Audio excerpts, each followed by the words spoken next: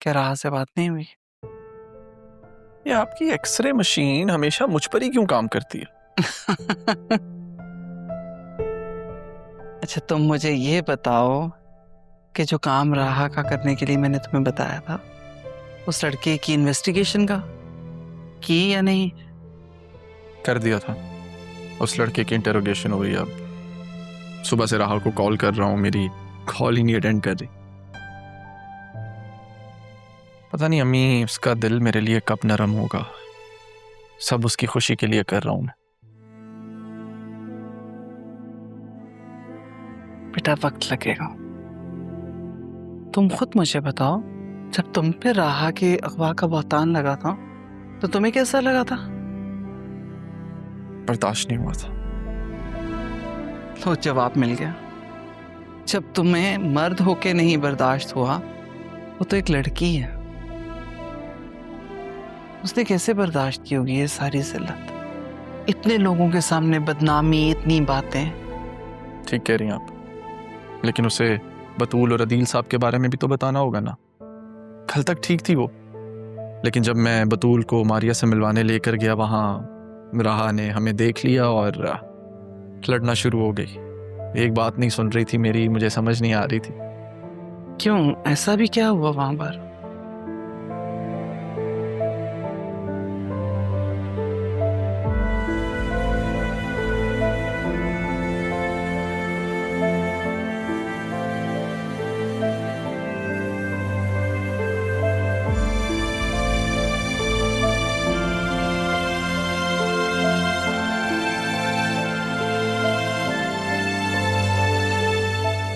बेटा, तुम एक काम करो, तुम कबीर साहब की तरफ जाओ और वहां जाकर राह से बात करो। अगर राह तुम्हारी नहीं सुनेगी तो कम से कम कबीर साहब की तो सुनेगी, आखिर को उसका बाप। अगर वहां भी नहीं बात बनती तो अदील साहब से तो मिलवाना ही है ना। अम्मी, आपको लगता है मामू भांजी के बीच में मेरी कोई सुनेगा? अरमान, अगर पहले से ही इतना नेगेटिव सोच लोगे बेटा, तो गाड़ी आगे कैसे बढ़ेगी?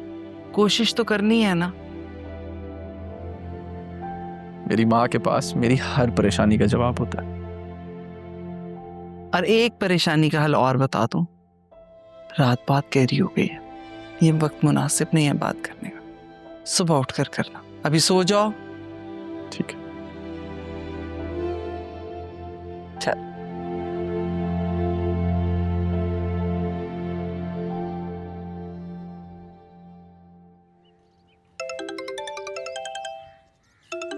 सुबह सुबह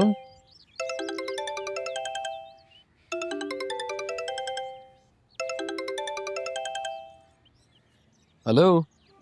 हाँ अरमान बेटे, कैसे हो? मैं ठीक अंकल, आप बताएं, सब ठीक है? काम कैसे चल रहा है? अल्लाह का लाख लाख शुक्र, और तुम्हारा भी बड़ा एहसान है बेटा। प्लीज अंकल, मैंने कोई एहसान नहीं किया, ऐसा मत कहें। अच्छा, राह से बात हो सकती है? उसे कॉल नहीं लग रही।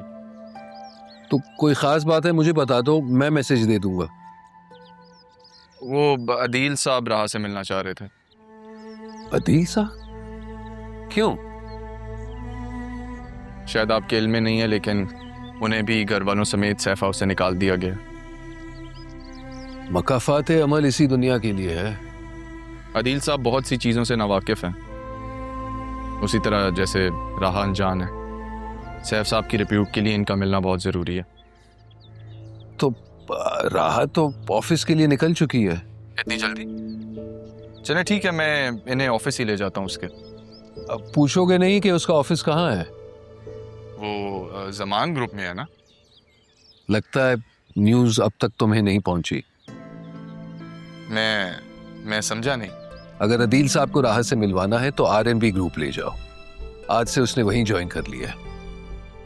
आप सच कह रहे हैं? हाँ, एंड आई एम सॉरी पहले तुम्हें बताया नहीं, लेकिन जाहिर सी बात है ये अदील साहब की बात के बाद पता नहीं पड़ा। That's great news. खुदा हाफिज। ओके, अल्लाह हाफिज।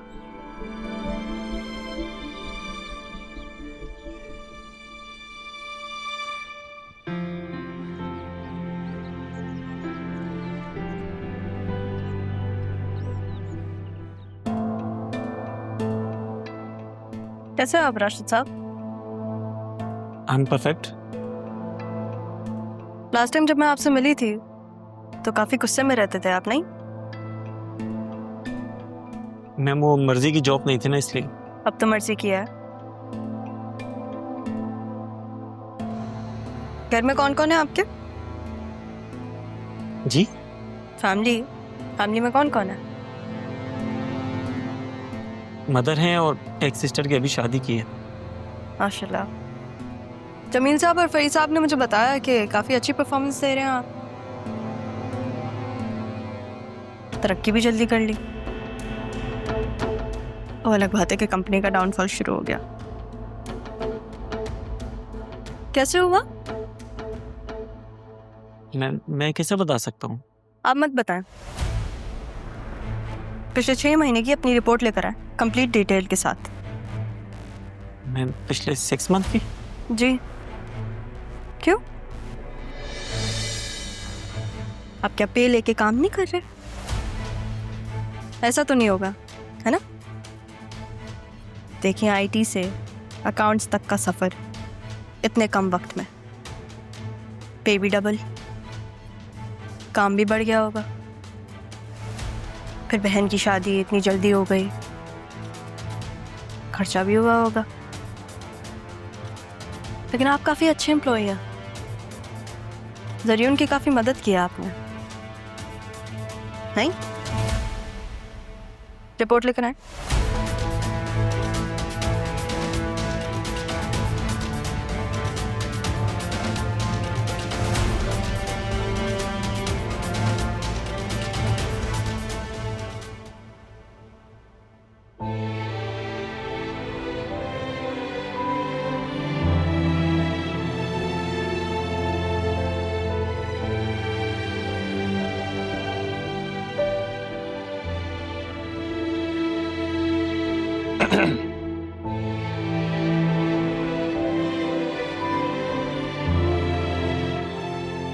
हाँ भाई अरमान,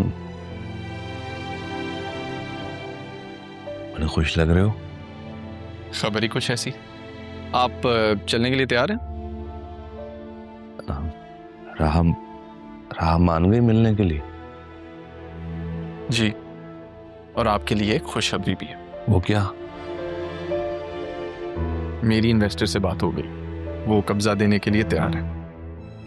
और मेरी टीम ने घर विजिट किया था, उन्होंने कुछ भी नहीं छेड़ा, सब वैसे का वैसे। तो क्या अब हम घर जा सकते हैं? बहुत जल्द, बस कुछ देर का इंतजार और कानूनी कार्रवाई हो जाए तो सब पुराने वक्तों जैसा हो जाएगा।